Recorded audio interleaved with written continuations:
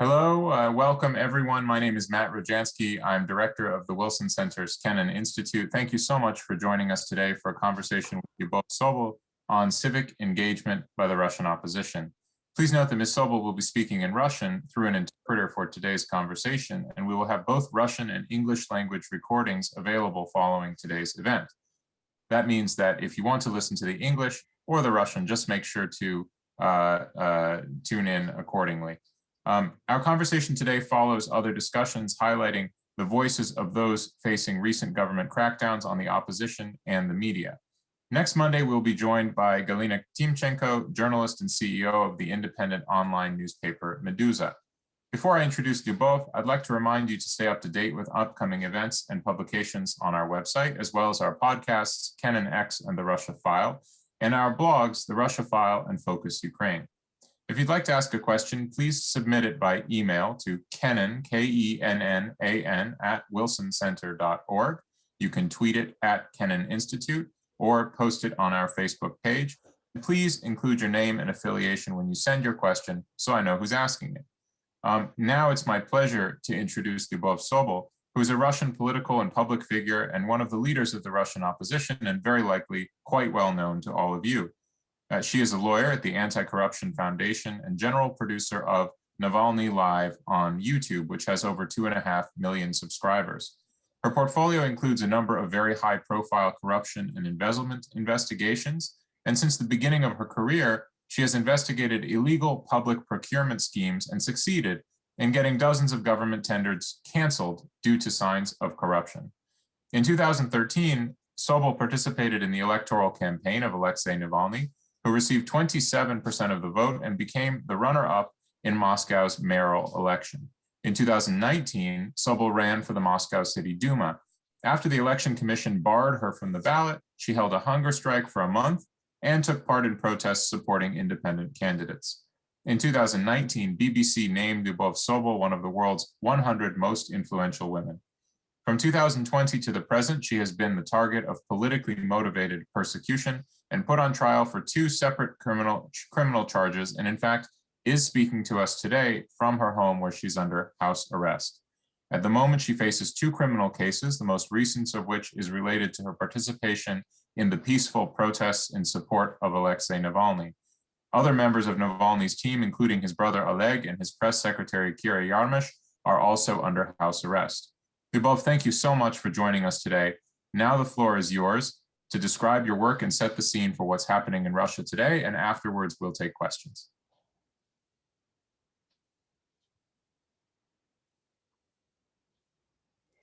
Здравствуйте, всем здравствуйте. Хочу выразить Good признательность. afternoon or good morning to everyone. I'm very grateful for inviting me here, and I'm right now in my apartment, and I've got this ankle bracelet, monitoring bracelet, because I'm on the house arrest, and at the beginning of the next week, I'm going to have several trials on 2 criminal cases, which were launched because of my political views, because I'm in the opposition and I'm against the political views of the Kremlin, and I'm literally on the threshold of a prison.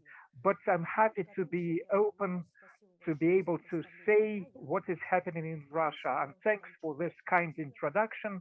And maybe I will repeat something of what you have said, who I am and how it came about, so that I'm within a 5-minute walk from the Russian prison, which is very different from the prisons in the West. It's kind of a torture when you are deprived of sleep, when you are deprived sometimes of the bare necessities of life, and people are tortured every day.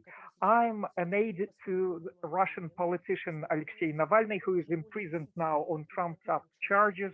I've been working with him for a decade. I'm the first person who came to his team, the Anti-Corruption Foundation, and it was created as a non-profit organization in 2011. And I'm also an independent politician, a lawyer, and I try to deal with corruption schemes and embezzlement schemes, and I also upload YouTube videos where I share my views on what is happening in Russia.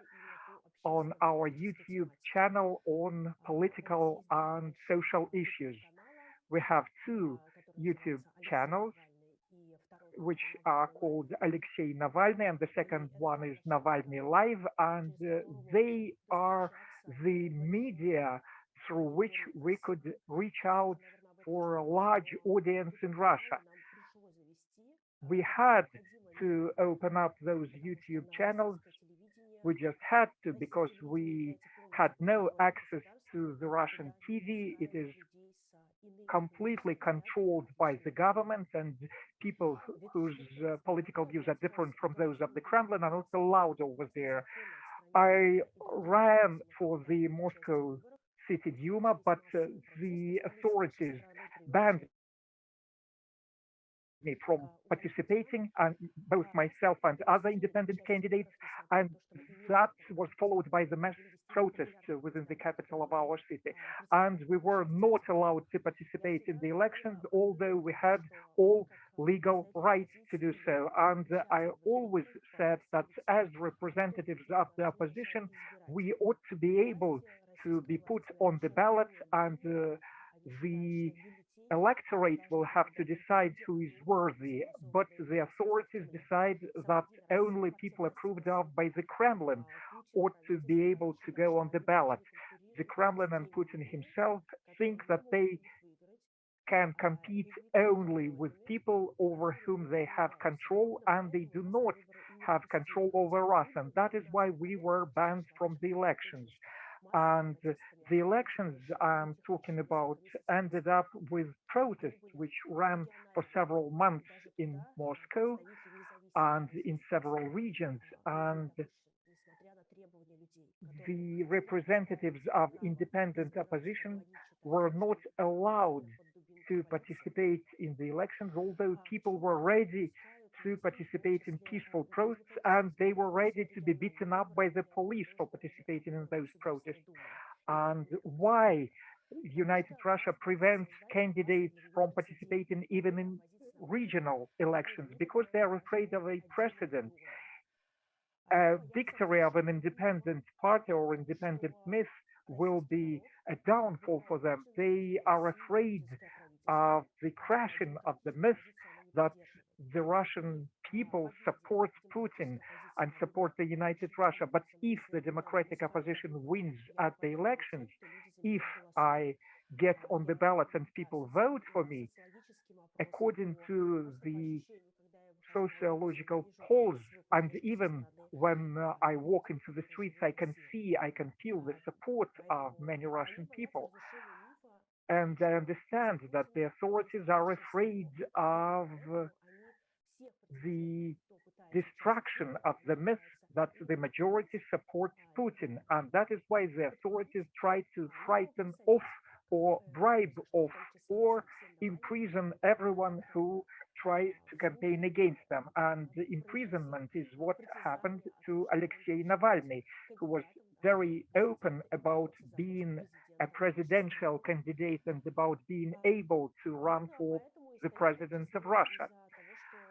And Putin and the Kremlin are afraid of the destruction of this myth that they are supported by the majority, and that is why they do not allow us to the TV, do not allow us access to the media, and there is a lot of censorship, there is a covert blockage, and we cannot access the usual media, and that is why we have to use Facebook, YouTube, Twitter, and other media. And before his arrest, Alexei Navalny also started his TikTok channel, and it is something we simply had to do. It's not about posting kittens online, but because it's the only media accessible for us right now, and mass media can be recognized foreign agents,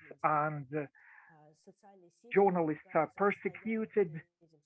Social media also are oppressed by the Russian authorities. YouTube, Facebook, Twitter are penalized and fined by the Russian authorities. as their activity allegedly does not correspond to the Russian laws, which is plain impossible as the Russian laws are constantly changing, and they're changing to such an effect that every independent voice is stopped. Any opposition is stopped. And in Russia, they see it as opposition if you have any independent voice, like, for example, Medusa or Dost media, they are seen as opposition, although they translate, they air just a different viewpoint, a different from that one of the Kremlin. And from the last year, I'm trying to run for the State Duma, although I am being persecuted and I have been arrested, and my banking accounts were also blocked, and there was a lot of disinformation about myself distributed in the mass media. Despite all that, I'm trying to conduct my campaign. I've been campaigning. There is this call center working, and I upload videos and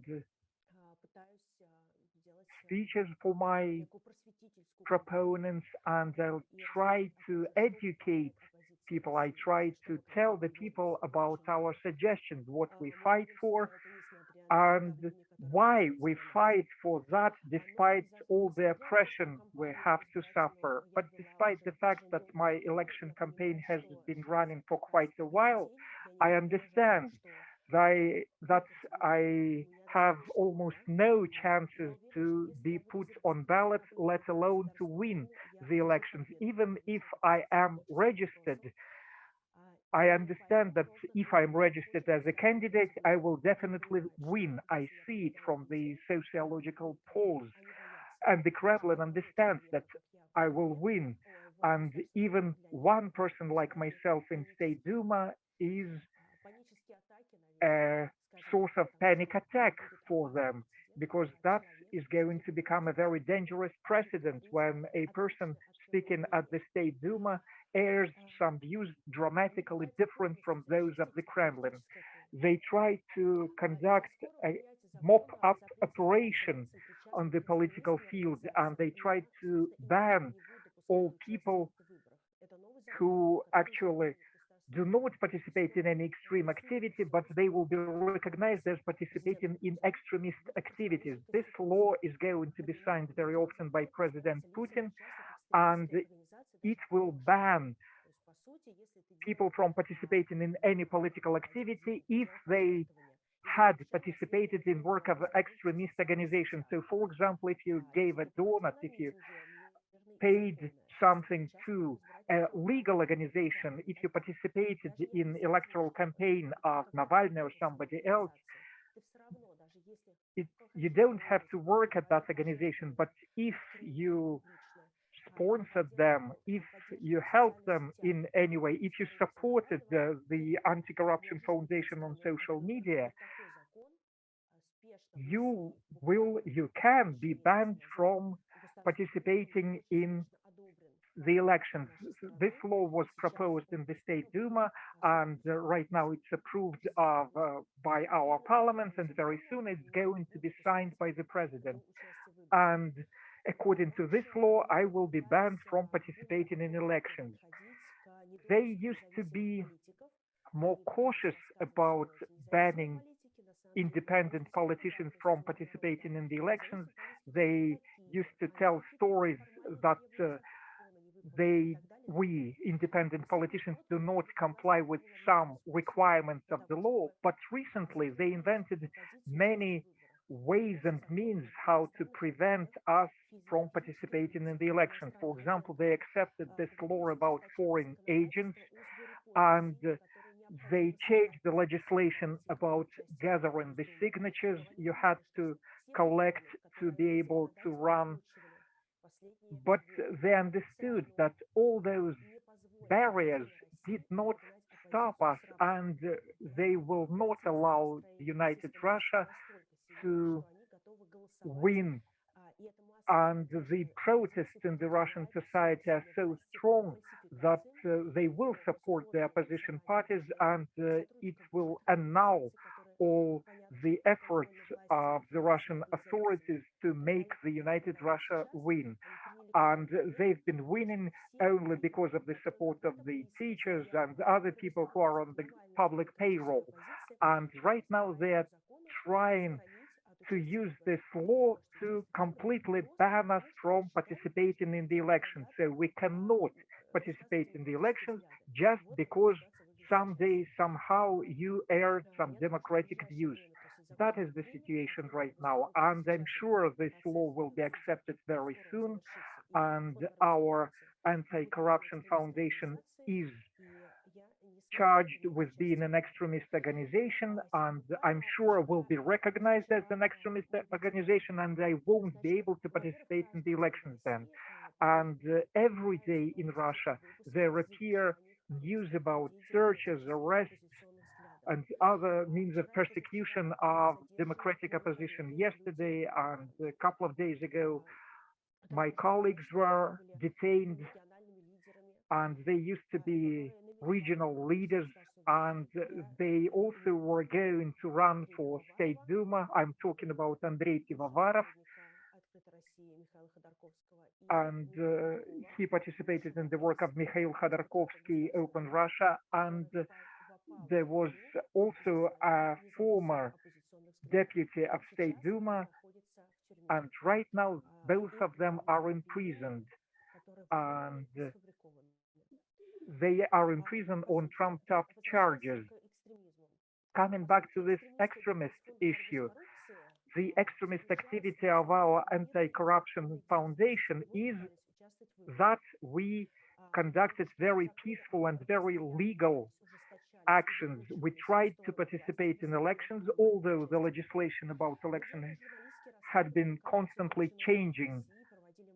And we tried also to investigate different corruption schemes, and we tried to investigate violations of human rights, and everything had been absolutely legal. But right now they announce these activities as extremist, and they are going to initiate criminal charges against everyone participating in that, up to 6 years in prison. So basically, it's prohibition on any political activity which does not comply with what the Kremlin wants. So if you even try to suggest any alternative ways of development of our country, or even if you say that we should abide by the constitution, you can be sent to prison for 6 years just because you disagree with the authorities. Every day there are arrests and detainments and criminal charges, trumped up criminal charges, and people are imprisoned into terrible Russian prisons. And there are also Soviet methods used. People are sent to psychiatric wards, mental institutions where people are not treated but are maimed, and courts are not independent, and you cannot win a political case in the court, even if the law says that you are not guilty, that you are a completely law-abiding person. You cannot win such a case. And I think the whole world witnessed that on the example of the absurd case of Alexei Navalny. I have 2 criminal charges against me, and I will be very surprised if there are no more criminal charges by the end of the year. And one of the charges is because I invited people to the peaceful meeting, which is absolutely legal. So only because I asked people to go to a legal, peaceful meeting, right now because of that I'm under the house arrest. And the brother of Alexei Navalny and the press secretary Kira Yarmysh are also under house arrest, and they are handcuffed, they are detained, they are arrested. That's what we see every day. And right now I am in my apartment, and there were 2 searches in my apartment within the last 2 months, and they also impounded my computers, laptops, including the computer of my daughter, because the authorities would like to get access to our personal, private matters, maybe to make laugh at our private photos and pressurize us using that. And also they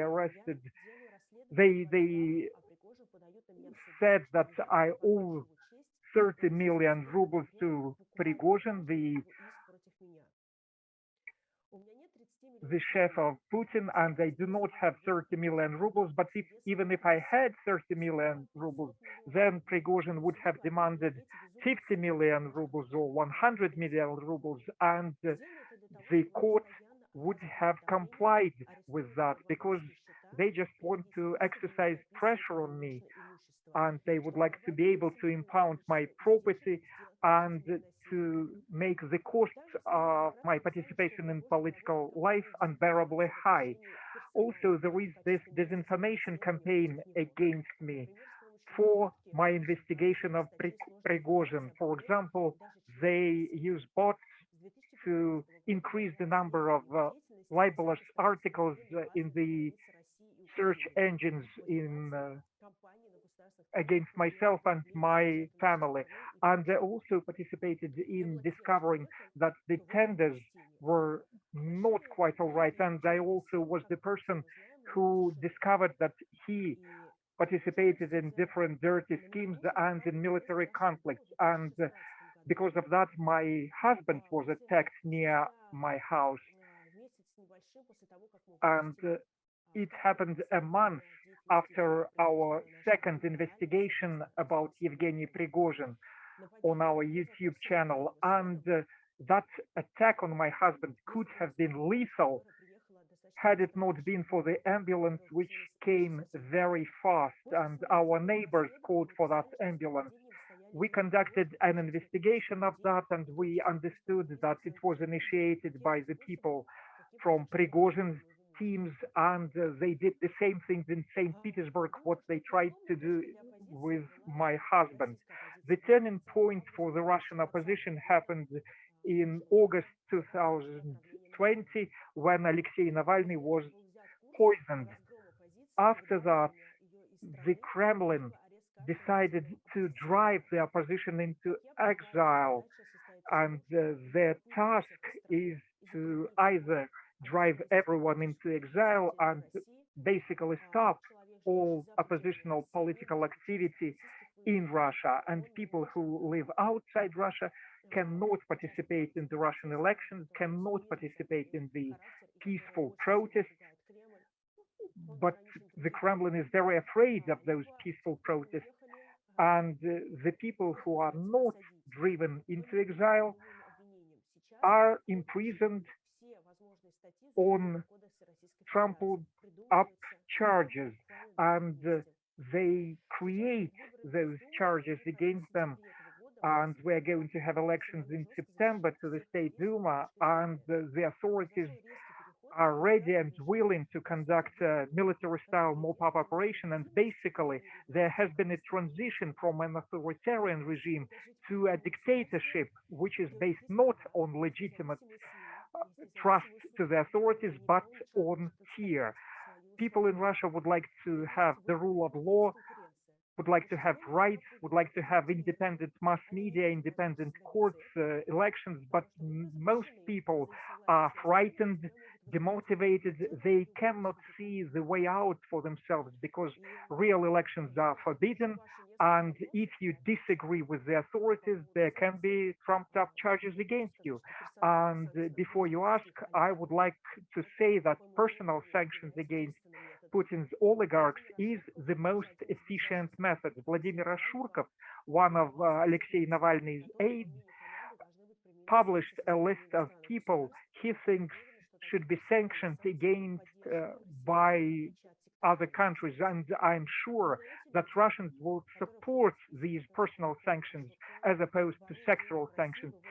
It is these people Ashurkov mentioned steal the money in Russia and take it outside of Russia. They're hated within our country and they are criminals, but they are not persecuted on the territory of Russia. Russians do not like them, and they think that this list is on the open access on the internet, and I think it will be also sent to all the participants of our conference. And I do not think that you can make deals with Putin. Any attempt to make a dialogue with him, he accepts as a sign of weakness. Any attempt to reset our relations, Putin will see as his own victory and the victory reached by his methods, and he will be using these same methods of oppression, of threats, of bribery. And I think it is a mistake to allow him to use these methods. And again, before you ask, I think that I could say how we see the international policy, the foreign policy of Russia as it should be. Russia should stop aggressive actions against other countries, should build partnerships on mutually beneficial basis. Russia should stop interfering into elections of other countries, and military aggression should stop, including the one in Ukraine. And of course, the democratic opposition, and I'm speaking personally for myself as well, we would like to resolve domestic issues, but we should understand that this negative attitude to relations with other countries is deliberately pursued by the Kremlin because they are using it to divert the attention of people from domestic issues. We have stagnation, we have economic problems, but it is explained by the tricks of the bad West, by the bad United States, and Putin profits for that, and he would like these relations to deteriorate further, and the Russian opposition would like to focus the efforts of our states on building the rule of law, on improving the living standards of the Russian people. We would like our people to live in a country where you are not afraid of the police officers, where you have rights, and where you can vote for any representative you find worthy, where you can receive real justice in our courts. These are huge tasks, and these tasks we are going to resolve. The democratic opposition is going to deal with when we come to power. And we are against any aggressive actions towards other countries. At the moment, only the Kremlin profits from aggression in the foreign affairs. And again, maybe it's again addressing your possible questions. The Kremlin promotes a myth that Navalny is a nationalist, and if he comes to power,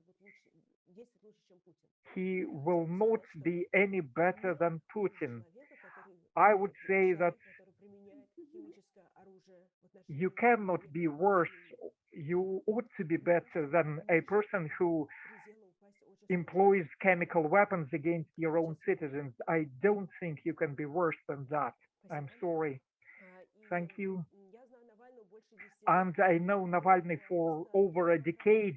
Before the poisoning, I used to know him, and after the poisoning, he received treatment in Germany, and before that I had worked with him for a decade, and I can testify that I had never been sorry that I came to Navalny team, and I am not sorry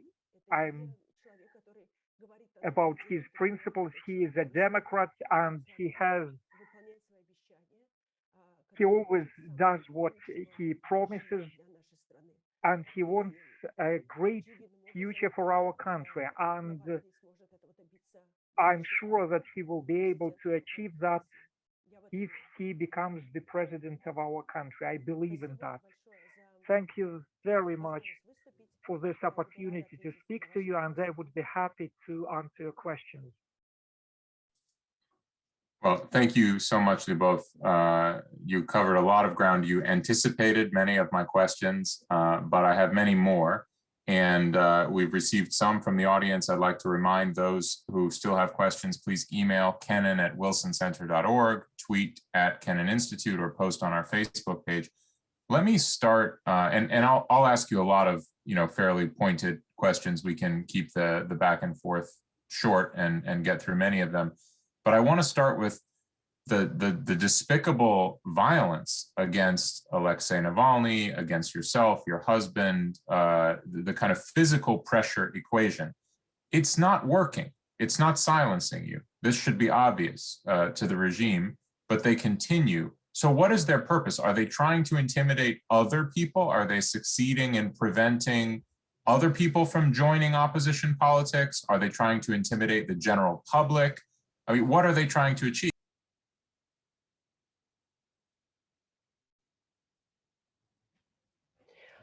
Это, с одной стороны, это месть. On the one hand, it's kind of revenge, personal revenge, and it's dirty, and it's increasing the costs of our actions, and they make us literally pay. They arrest our banking accounts, and this year, every week, I had to go to the law enforcement agencies. Yesterday, I had people from criminal inspection, and I have to go to interrogation to the prosecutor office, to investigator's office, to all these different offices, and there are lots of investigators working with my cases, and of course it makes my life very difficult. And instead of focusing on my election campaign, or on making videos, or on investigating embezzlement and corruption cases, instead of that, I have to fight against these actions from the state. So it's revenge, and yes, it is intimidation as well. I think that they would like to be legitimate, but this legitimacy has been disappearing very fast. Their rankings are getting worse and worse, and the popular support decreases, so they would like to intimidate lots of people. But it is impossible to come back to Stalin-like purges. It's just impossible to organize massive purges against lots of people. So they would like to do it through separate examples. And of course, there are more and more people persecuted, and criminal charges are initiated against political leaders and against people who are active on social media. So the authorities would like to intimidate everyone. They would like us to sit tight and not to go to protest meetings, and you should not go to elections, or if you go to elections, you should vote only for the United Russia. You can be fired unless you vote for the United Russia, and if you go to a meeting, you can be imprisoned. So they use my case, Navalny's case, the cases of people that are persecuted. They are trying to intimidate all the Russians. I would not say it works. Well, it works to an extent, but on the other hand, there can be a backlash. We see that the pressure from the authorities has been growing, but our society kind of deals with it, and we see that the imprisonment of Alexei Navalny triggered massive protest in Russia. Now they have imprisoned Navalny. They try persecuting other leaders of the Russian protest. They would like to intimidate the people. They would like to stop them from going to the streets. Thank you again, Lyubov. Let's deal with this myth, this canard of extremism and nationalism on the one hand, which is of course contradictory with pro-Western foreign agent mythology, right? In a sense, the opposition is accused of two contradictory things. From your perspective, and perhaps from Alexei Navalny's perspective, what is your attitude towards the West, and what is your attitude towards Russian nationalism? Я абсолютно человек западного мышления. I'm a completely Western person. I've got completely Western mentality. I have visited the West many times, and I do not think that the Russian mentality is different from the Western mentality. I believe that we are of the same civilization, and Russia should be oriented to the West. That is obvious for me. I'm very positive about the West, and I believe that the majority of Russians would like to have the same things that are valued in the West. We would like to have the rule of law. We would like to have everything what is written in the Russian constitution, but it is not enforced. If we try reading the Russian constitution of 1993, we were supposed to have the rule of law, independent courts, no censorship, and that is what the Russians would like to have. But unfortunately, it is not the case right now, and these rights of Russians were violated on the pretext of combating terrorism, combating against the alleged aggressive actions of the West, and we basically lost all these rights. But people would not want to live in fear. They would not want to live under a dictatorship. They would like to live in a normal country. But unfortunately, people lack motivation. People are afraid of speaking up. So our major task for the past years has been to increase people's trust in our team, because most Russians do not trust anyone, because from 1990s politicians have been cheating and people lost any trust in the politicians. And 5-6 years ago, when we started our anti-corruption investigations, that was a wow effect for quite a few people. And when we had 400,000 viewers, we thought it was grand. But right now, our anti-corruption investigations, our clips about elections are viewed by millions. And the video about Putin's palace received more than 120 million views, most of them from the territory of Russia. So our audience has been growing, and people increasingly trust us. And that is why they tried to kill Navalny. And that is exactly why he is in prison. And that is why there are 2 charges against me. Well, I'm accused in 2 criminal charges, and I'm supposed to be only a witness in several criminal cases. But if the investigator decides just like that, they can change my status into the status of the accused. So today nobody came to my house, and it was just one more day when I could work quietly and properly. So talking about your viewers and also your supporters, you were familiar, I think, with the numbers and the political polling. Is there an age or a generational aspect to the people who support you, who support Navalny? And if this is true, is it the case that time is on your side, in a sense, that the longer the current situation lasts, the more the majority of Russian people, as young people come of age, will take your view of things and not support the regime?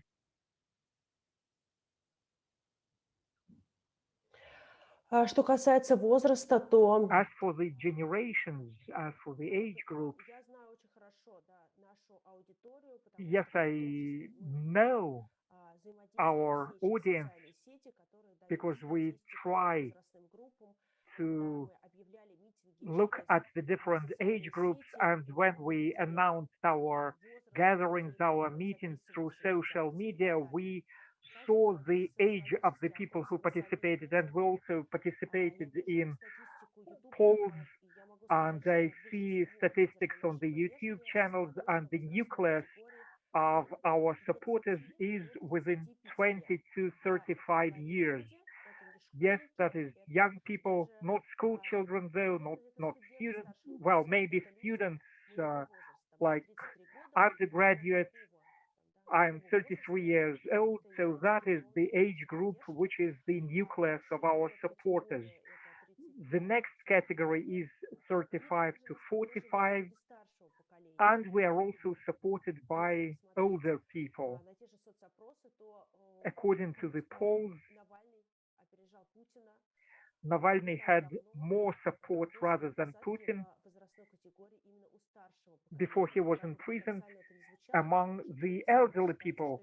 Strange as it may sound, because many people tend to believe that the elderly are susceptible to the Kremlin propaganda. No, it's not the case, because people are increasingly aware of the social media. They use the media to receive the information, but younger people from 25 to 35, they participate more often in the protests, in the demonstrations, because they do not have this negative experience of the learned helplessness of the previous generations.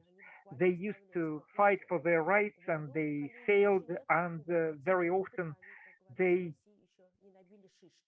just decided not to continue that. And the younger generation does not have this feeling of failure, and that is why they participate more actively. We have not numerous middle class. The middle class is not numerous in Russia. And we also have to take it into account that we are supported mostly in larger cities, in cities where people have internet access, and in small villages very often people do not have internet access, and the only source of information is the Russian TV, where they see only the official viewpoint, and they have no access whatsoever to alternative views. And I'm sorry, could you remind me the beginning of your question? No, I got it. Should we wait for the young people to sort of come to power, or should we wait that everything is going to change because the young people are against the present powers? No, we should not be just waiting for the changes to come. If we just sit tight and wait, nothing is going to happen. And we see that the young people can also be susceptible to the state propaganda. Even on the internet, there is a lot of disinformation we have to fight against, and it is a huge amount of work, and of course we should do it.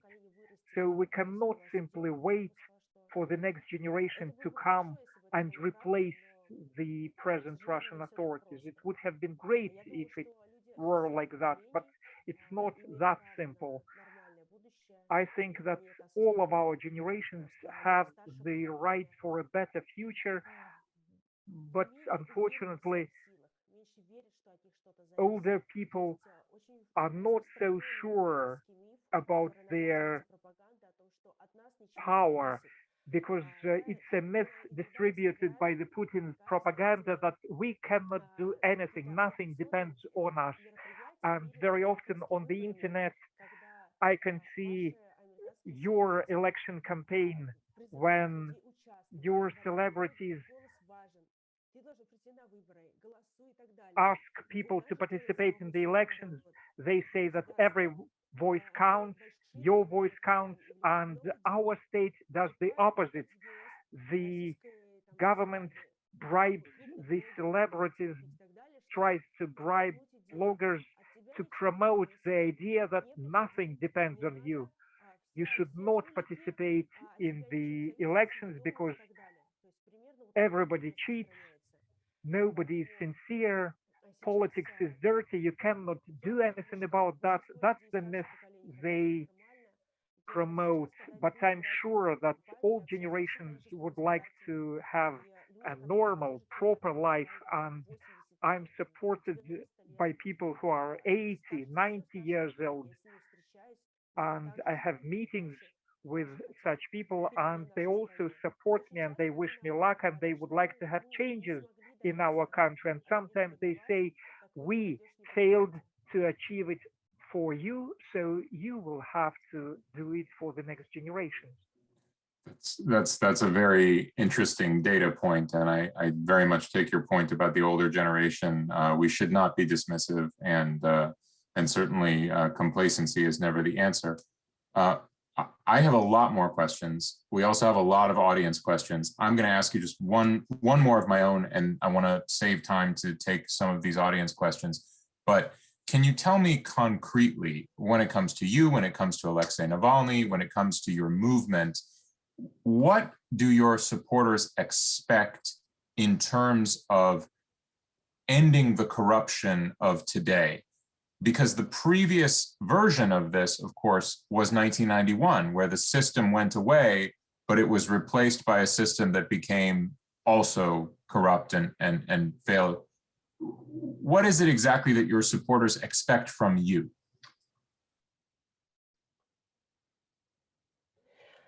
Я считаю, что опыт 90-х I годов believe that the experience of 1990s was a sad one, and that was due to some actions of the authorities, and people lost this trust into democratic institutions. They lost trust to liberal institutions, and the very word liberal in Russia is a term of abuse, because back in 1990s, people who came to power with words about democracy in reality used that power to get rich. They used auctions to get rich. They used courts, which at that time only started getting some independence, and those people at power used for their personal enrichment. And I would not want to have links with 1990s, and there is a myth that back in 1990s liberals were at power and they stole everything, and these liberals are going to come to power and steal everything, and it's not true. I used to go to the kindergarten back in 1990s, and people at power now are exactly those people who came to power in 1990. Putin was an aide to the mayor of gangster St. Petersburg. Kiriyenko used to be the prime minister in 1998. Ella Pamfilova was a member of the government back in 1990, and now she is the head of the election committee under Putin and coordinates all these bans against independent politicians. So I would like to distance myself from 1990s. What we would like to do, we are going to fight against corruption. We will not be taking bribes. We will not appoint people to the government who are loyal to us, but who are not expert enough. And right now, what we see, Miller, Sechin, they are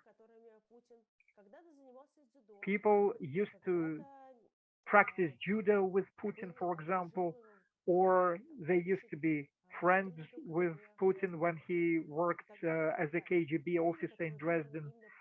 So these people are at power not because they are professionals, but because they are loyal to Putin personally. And people should be elected to such positions, and people should be appointed because they are professionals rather than because they are loyal. We ought to create independent courts. This is one of the crucial issues, and we also have to give guarantees to businesses, and we should improve the economic situation in Russia. That is the safety and security of the people, and everything is linked with independent courts. And it is very easy to set up independent courts. Right now, they are completely controlled by the Kremlin. And these steps are obvious, and that is what our supporters expect from us. You cannot do it without coming to power, but right now, if you get enough of popular support, anybody is persecuted by the Kremlin. And it's not only about Navalny or myself, it happens in the regions. I can give you the example of Galina Shirshina. She used to be the mayor of Petrozavodsk, which is a small city in Karelia. And she came to the elections and she won. And there were 7 criminal cases initiated against her, and they pushed her out of the mayor position. The ex-mayor of Yekaterinburg, Evgeny Roizman, also is persecuted right now. And basically, they changed the legislation and pushed him out of the mayor's position, while people would like to vote for democratic candidates. And the authorities change the rules very often, and they falsified the results of the elections. But right now, they simply ban us from participating in the elections, as they understand they cannot change 100% of the votes. And right now, the trust to the authorities is at the lowest, and the authorities understand that. And that is why the repressions are growing, the oppression is growing. And Navalny's program has been published.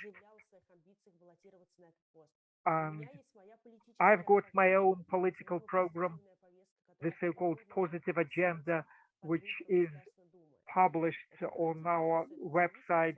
That includes guarantees to businesses, independent courts, and specific measures to fight corruption, accepted anti-corruption laws. And we have very specific suggestions which can be initiated tomorrow, the day after I come to the State Duma. These things are obvious, but the Kremlin will not profit from that. People will profit from that. For example, an ordinary Russian needs independent courts. Of course, we need those independent courts, but we do not have them. If we have independent courts tomorrow, the day after tomorrow, people who are at power will be on trial, and Putin cannot allow that. Okay, we have just a few minutes left, Lyubov. I had wanted to get more of the audience questions in. I'm just going to apologize to those whose questions I won't be able to ask, though. I think Lyubov has covered a lot of ground. Let me ask a very, very short question from one listener, and then I want to go to the question of the United States and US policy. But very quickly, can you comment, the question asks, can you comment whether you feel that the foundation has let its supporters down when their emails got leaked, for example, the Moscow Metro employees, and people got fired as a result? And what are you going to do to fix that problem in the future? Just if you can answer very shortly, and then we'll go to the US question.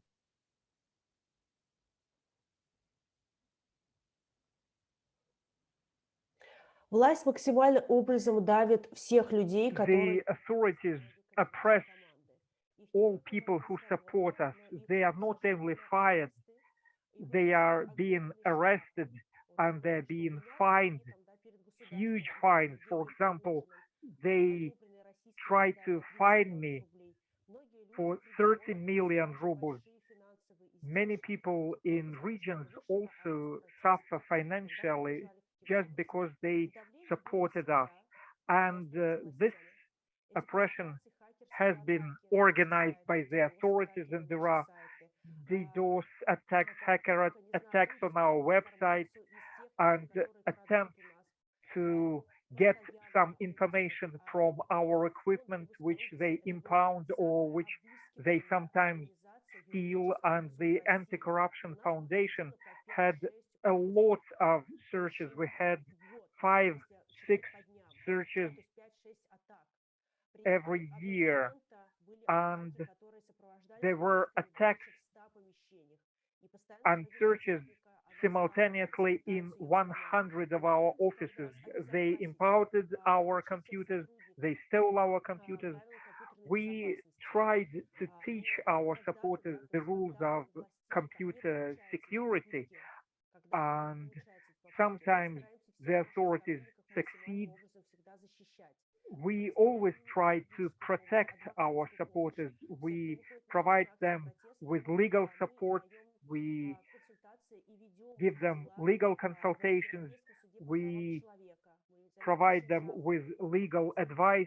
We help them to lodge complaints to the European Court. And as for the people in the Moscow Metro, Ivan Zhdanov is the director of the Anti-Corruption Foundation. He publicly announced that we would like to give any aid and support to these people, and the authorities use this to oppress the people. They persecute people for any messages on social mass media, and even if you say something on the social platform, they can come to you and they can persecute you. So they have any pretext to make all active people silent, to silence all active people. We try to give them any aid and assistance when they are, for example, fined. We gather money on the internet, and when people were fined for participation in peaceful demonstrations, we organize public fundraising and we help them to pay those fines, because sometimes they are huge, and that is a financial means of oppression. So basically we try to help our supporters in any ways we can. Sometimes we have resources for that, but sometimes it's just plain impossible. When, for example, it was impossible to prevent imprisonment of Alexei Navalny, although there were demonstrations in over 100 cities, and there were demonstrations where there has been no demonstrations for the last 2 decades, but it didn't help. Okay, We just do not have the resources Putin has. We are limited in our resources, but we use all legal, peaceful ways and means we have. Good. Thank you, Lyubov. I'm told we can go over by a few minutes if you have time for us. So I want to make sure to get this question from Jeff Trimble. He's the former acting president of RFERL, Radia Svoboda, etc. You probably know, now teaches at Ohio University. And he asks, what can those who want to promote democracy and civil society in Russia do now to support brave people like yourself?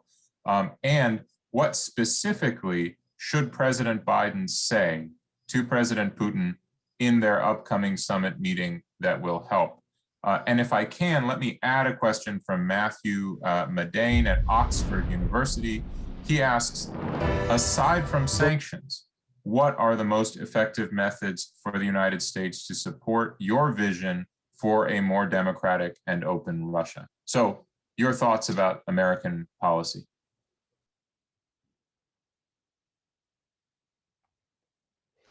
Я считаю, что нужно занимать принципиальную. I think that they should have a principled and a very tough position against the person who uses chemical weapons.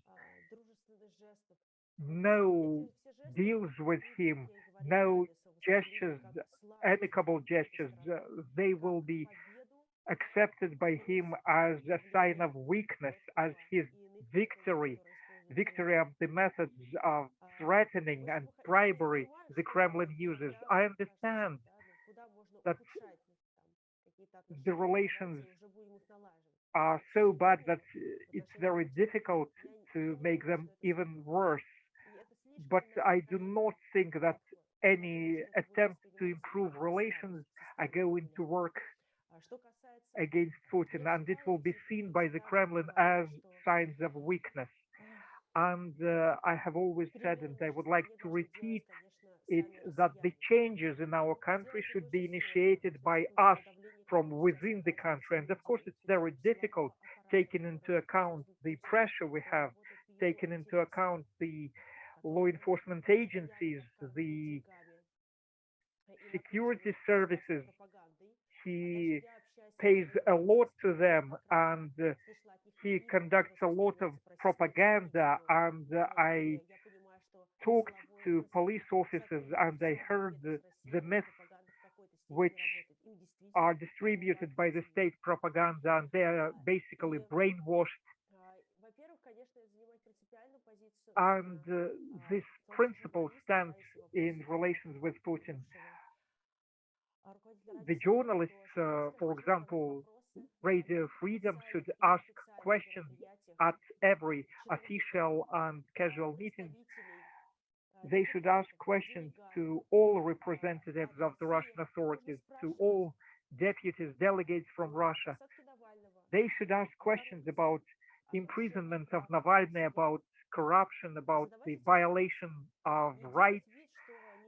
You should ask those questions. You should not pretend that nothing is happening. Every time you see an official public figure from Russia at a joint conference, at a joint meeting, ask these questions.